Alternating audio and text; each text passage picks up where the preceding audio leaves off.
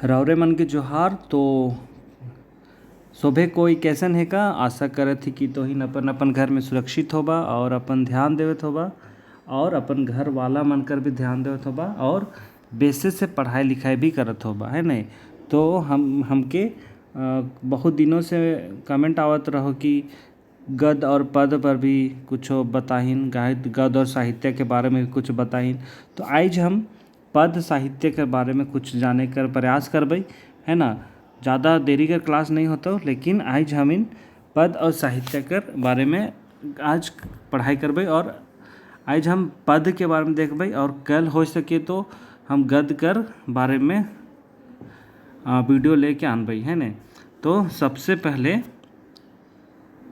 आप लोगों को ये बताना चाहूँगा कि ये जो गद्य और पद्य है ये एक कविता का एक रूप होता है ना, जिसमें आपको कविता दिया जाता है आप लोगों के समक्ष। एक छोटा एक लेख कह सकते हैं इसको, है ना, कविता भी कह सकते हैं, एक लेख भी होता है। कविता के रूप में भी आपको क्वेश्चन दिया जाता है और एक छोटे से एक कुछ पॉइंट्स रहते हैं, टॉपिक्स रहते हैं और उससे आपको क्वेश्चन का हल करना रहता है ना। तो मैंने एक कहे तो संक्षेप में ये रहता है। तो आज हम लोग इसी पे कुछ देखेंगे। तो हम लोग कहे कि ऐसा भी क्वेश्चन आ सकता है कि जैसे यहाँ पे आप लोगों के समक्ष है कि पद भाग में आप लोगों को ये भी आ सकता है कि कविता का नाम रहेगा, लेख का नाम रहेगा और उससे आधारित आपको पूछेगा कि ये कवि का क्या नाम है ना। तो इस तरह से आ सकता है क्वेश्चन। तो जैसे इसमें आप लोग देखिए स्क्रीन में यहाँ पे क्या बोल रहा है, ये जो ये साइड वाला एरिया है वो कविता का नाम है और ये साइड का जो है वो कवियों का नाम है, ठीक है। तो सबसे पहले गणेश वंदना, है ना। गणेश वंदना के कवि हनुमान सिंह हैं। आप लोगों को ऐसा क्वेश्चन आ सकता है कि जो गणेश वंदना है इसके रचयिता कौन है, इसके कवि कौन है, श्री वृंदावन के कवि कौन है, इस तरीके से क्वेश्चन आ सकता है। तो इसको भी आप लोगों को देखना बहुत ही ज़रूरी है, ठीक है। तो गणेश वंदना के कवि हनुमान सिंह हैं। उसके बाद श्री वृंदावन पर के घासीराम हैं और विद्या सम धन नहीं के जय गोविंद मिश्र हैं और मनमोहिनी कविता के कवि कृपाल, नल दमयंती बिया दिगपाल राम देवघरिया, राम रघुवरे पौराणिक गौरी नंदन, है ना।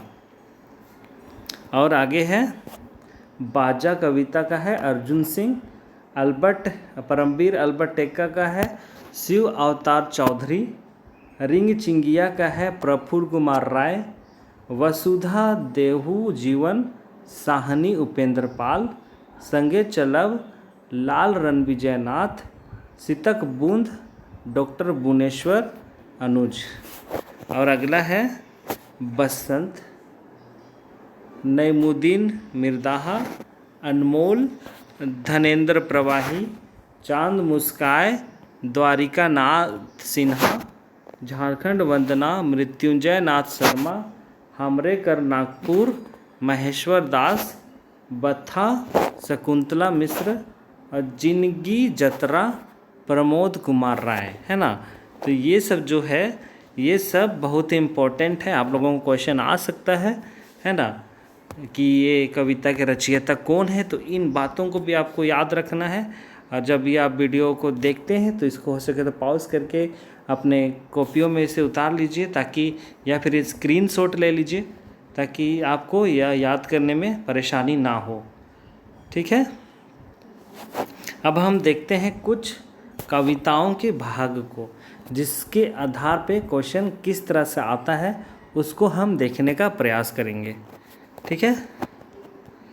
देखिए यहाँ है आपके सामने है, ये एक कविता है ना, विद्या सम धन नहीं। तो क्वेश्चन पूछ सकता है विद्या सम धन नहीं के लेखक या कवि का क्या नाम है। तो जय गोविंद मिश्र, इस तरह से क्वेश्चन पूछ सकता है।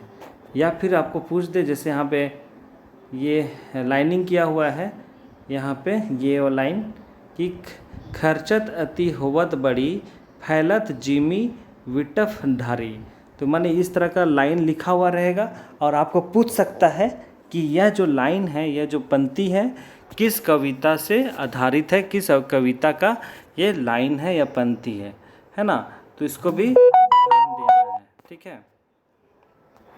और माने इसको आपको पढ़ना होगा कविता को, है ना। कविता को ध्यान से पढ़ना, ज़्यादा लंबा कविता नहीं रहता है, तो इसी के आधार से भी क्वेश्चन पूछ सकता है ना। इसके आधार से भी क्वेश्चन पूछ सकता है कि ये जो लाइन है ये किस कविता पे आधारित है, ये कविता में किसका जिक्र किया गया है, ऐसा क्वेश्चन आ सकता है। और उसी में से अगला देखिए, ये है नल दमयंती बियाह। तो इसका लेखक पूछ सकता है ना। और यहाँ पे पूछ सकता है कि ये लाइन किस कविता से है, और इस कविता में क्या आप लोगों को पूछा जा रहा है, किसके बारे में बताया जा रहा है, किसका वंदना किया जा रहा है ना। और यहाँ पे पूछ सकता है किस, यहाँ पे जैसे यहाँ पे है कि महानंदे भीड़ भरे भूत द्वार कोई महानंदे। मतलब इस तरह से क्वेश्चन आपको पूछ सकता है ना। और यहाँ पे है, बस इतना ही है। और भी था पर शायद ऐड नहीं हो पाया। तो ये चीज़ है, तो इसको ध्यान से पढ़ना है, एक एक लाइन को पढ़ना है और उसका बगल में उसके अर्थों को लिखना है ना। और उससे आधारित आपको इसी में से क्वेश्चन रहेगा, आपको क्वेश्चन दे दिया जाएगा और क्वेश्चन में आपको ही पूछा जाएगा इसी से, है ना। तो यही था पद भाग। तो आज ये छोटा ही था, पर मैं आपको अगले क्लास सब में मैं क्वेश्चन, इससे आधारित क्वेश्चन तैयार करके आप लोगों आपके समक्ष लाऊंगा। तो कल हो सके तो गद्य भाग को हम लोग अध्ययन करेंगे। तो ये पद भाग था, उसको इसमें एक कविता रहेगा, कविता से ही आपको पढ़ना है, कविता के अर्थ को समझना है और उसी से आधारित क्वेश्चंस रहेंगे, है ना। तो आज के लिए इतना ही। अपना अपना ध्यान दीजिए और अपने अपने घरों में रहिए, सुरक्षित रहिए और अपना का ध्यान दीजिए और उनका भी ध्यान दीजिए। बहुत बहुत धन्यवाद।